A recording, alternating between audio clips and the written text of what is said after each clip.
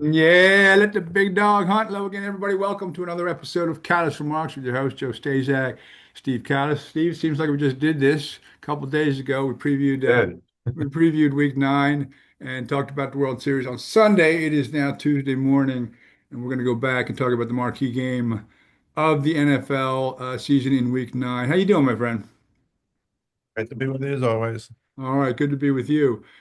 Bills and Chiefs, same old, same old. If you're watching a regular season, and I always say, you drive for show, but you putt for dough, and the Chiefs are always putting for dough, and they're always knocking down those long putts in the playoffs.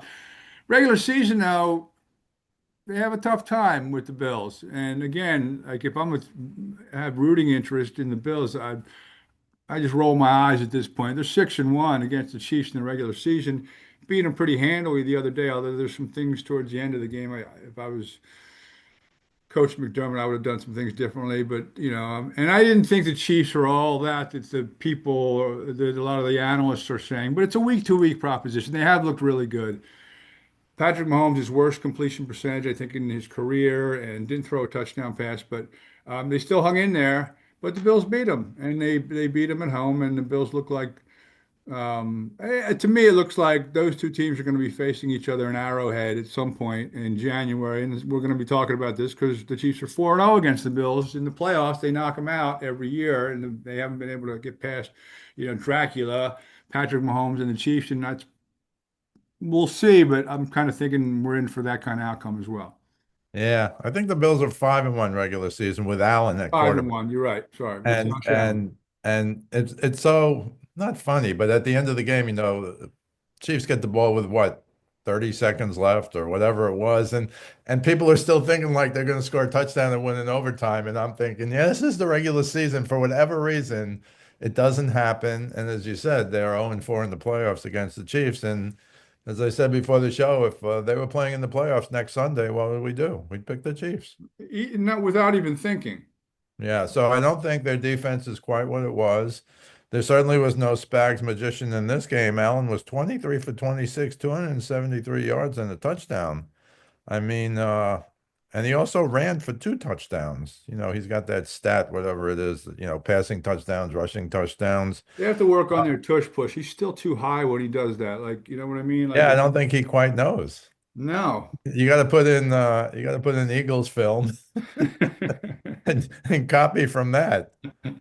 But I give them a lot of credit, but they were always in control, 14-10, 21-10, 21-13, 28-13. And then when the Chiefs score and go for two and make it, now it's seven, you're like, well, yeah, this could be an overtime game. But once again, it's not, I'm not saying it's not as important to the Chiefs. That's a big game. I mean, they're 5-4.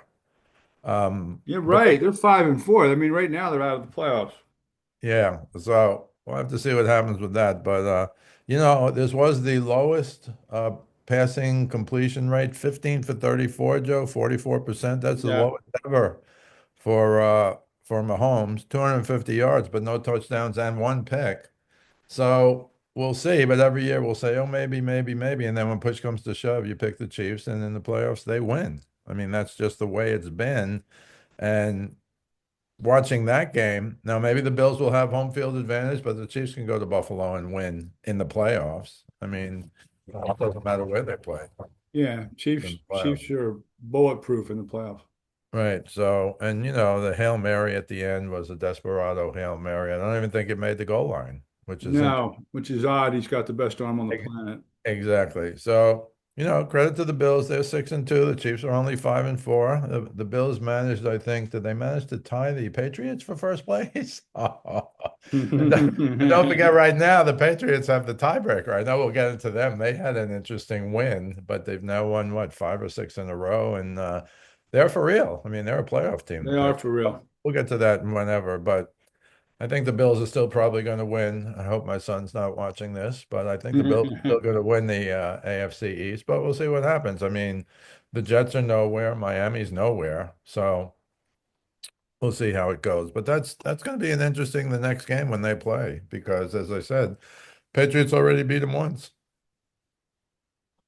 And Patriots are for real with under Mike Vrabel and Drake May. They really are. Last night, Cowboys hosting the Cardinals, and it was just an odd game because Weird. Yeah. Cardinals, historically, they haven't been a great defensive team under Jonathan Gannon, and although Jacoby Brissett, he's a nice football player. We're Brissett fans. We're Yeah, well, Brissett you and I are Brissett fans, absolutely. And Kyler Murray didn't play last night, but it looked like Dallas's offense didn't really play last night either. They had a real hard time getting into the end zone. They lost 27-7, turned the ball over here and there. It was they were a little bit of a mess. I mean, they had two turnovers to none, and out time of possession by about 6 minutes. And yeah, like the Cardinals. To me, the Cardinals put it to them. They came to play last night, and the Cowboys just seemed to struggle with. I mean, Dak was 24-39. He was sacked 5 times, and they just never really got it going. Yeah, it's interesting because I have newfound respect for Marvin Harrison Jr. Not as a player, he's a He's off the unbelievable. charts player, but apparently Marvin Harrison, his father, was quoted as saying, "Yeah, it's very hard to watch them play now." So they asked Marvin Harrison Jr. about it, and he goes, "Look, that's my dad. He's entitled to his opinion. I'm just doing everything I can to help my team win," which is so perfect as the right thing to say. Not Absolutely. a superstar receiver before his dad. Um, but Brissett is really good. 21 for 31, 261 yards, two touchdowns, no picks. I know you can tell me, or most people, even today, I just watched the first few minutes and get up and they're like, well, you know, you can't walk away from Kyler Murray. I mean, Brissett's a good sub and blah, blah, blah. But right now, if you had to pick Brissett versus Kyler Murray, injuries aside, I think you'd say Brissett right now is a better quarterback. Now they're 3-5. The Cowboys are lost in space. They're 3-5-1. Where are they going? Uh, Nowhere. and they they showed the thing. I think it was 27-10, and the Cowboys fumbled, and they go to Jerry Jones in the press box or wherever he sits, and he bangs the table. And what, you're down 27-10, and your guy fumbles, and you're going to come back and win? I mean, come on. So, and Dak always says the right things, but he's getting 60 million a year. He's probably resigned himself to the fact that, among other things, so that they're not even a playoff team. I mean, they have No. defense. They could And be dangerous with their offense, but their exactly. defense is just horrific. Yeah, I assume everybody's putting in the film of this though, because they really did shut down the Cowboys. And and in fact their touchdown was very late in the game. There was like 4:09 left, and I keep seeing Gannon afterwards. Oh, 10 points offensively isn't enough. Well, yeah, you got 10 points offensively, but the earlier, which made it a game, was when they Sam Williams blocked that punt. And Nealon picked it up and ran. I never saw a punt go so far after he didn't run Right? with it. He ran. He got in the end I zone. was surprised. I thought by the time he ran it down, those big linemen would have kicked it into the out of the end zone or fumbled it around. Did a nice job picking it up. Yeah, so I don't think the Cardinals, they're an up and down team themselves. I don't know that you want to play them, but they're 3-5, and the Cowboys is what you said. They're going to give up a lot of points. I don't know what I always say the Cowboys games are over games. I don't think it was 44. Maybe it was higher. I don't know, and I'm not looking. But if I told you it was 27-17, you would have said Dallas won. Um, but they didn't. They're just, again, they've been terrible for almost 30 years now. And this America's team, no. The billion-dollar stadium or whatever, no. It's just kind of a myth. And again, Dak says all the right things after the game, but and he's having a heck of a year. Don't get me wrong. 24 for 39, 250, one touchdown, one pick. But the Cardinals were, they were up 10-0, 10-7, 17-7, 27-10 eventually. And again, the Cowboys scored a meaningless touchdown, in my opinion, with 4 minutes left. So when Gannon comes out after, 10 offensive points, that's not enough. Well, it's more like three offensive points and a block kick for a touchdown. It's But crazy. they're both in trouble. That's not the Monday night game they were hoping for, I don't think. Again, I think if you're not in Dallas, Dallas is a myth. Yeah, and I don't think anyone's pulling those fans at this point, and they're just way behind the curve, and I don't Yeah. think that that's going to change anytime soon. They need to do a lot of things down there in Dallas to change up what's going on down there. One of the teams that kind of I'm a little surprised they've had so much success. I think it's four of the last five games they've won. The Chicago Bears, and they did it against Cincinnati, which is, Cincinnati defense is probably the worst in the league. Oh, talk But about crazy game. Joe Yeah, talk Flacco about, at 40, 40 plus years old, throws for almost 500 yards and four touchdowns. And they lose 47 to 42 because they gave up a big pass late in the game with, I mean, the way they tried to tackle the tight end, Loveland, yeah. it was terrible. Caleb Williams, three touchdowns, no interceptions. You take the good with the bad with Caleb Williams, and he's also scored on a Philly special. Um, Yes. so entertaining game, but the Bears are don't look now, but the Bears are 5-3, and they might be able to play. I shouldn't even say play spoiler because they're in a position, and at least the way they look, although I don't believe in them yet, to really go up against Detroit or the Packers. You know how I feel about the Packers. Even Minnesota, they're up and down. But hey, five and three, and Bengals are 3-6, and today's the deadline, the trade deadline. I don't think Trey Hendrickson's going anywhere. Howie Roseman, if anywhere, he was coming to Philly. Howie Roseman, I think, traded for like seven edge rushers in the last 5 hours. Yeah. How he's working it though. He's working the phone lines. He got some players in. We'll talk about that maybe a little bit. But the Bears, what are your thoughts on the Bears? I think they're okay. I mean, they did rush for 283 yards against a team that has, again, no defense. So it's hard to say, well, is this a turnaround? Is this whatever? Um, but Loveland, the tight end, six catches, 118 yards and a touchdown. And what happened was the first guy, the safety, hit him good, and he just bounced off him. And the other guys who were around just seemed to be out of position, or maybe they thought he was going to get tackled. Yeah, it was a Um, shoulder hit. Like he did, it wasn't a technique. He thought he'd knock him down, and boom, he bounced right. off him. These tight ends don't mess around Right. What you're learning with the Bengals is it's not over till it's over. until it's over. And I shouldn't laugh, but they have a terrible defense. Talk about over games. If the Bengals ever play Dallas, I think the over will be like 80. But whatever, I don't think the Bengals are going anywhere. Do I think the Bears have a chance? I think they have a chance because now look, when your team is rushing for 283 yards, you're going to get time to throw. And Williams was 20 for 34, 280 yards, three touchdowns, no picks, and he did the maybe fake Philly special, I'd say, but Yeah, he was wide open in the end zone for a touchdown and he caught it. So that's really all that matters.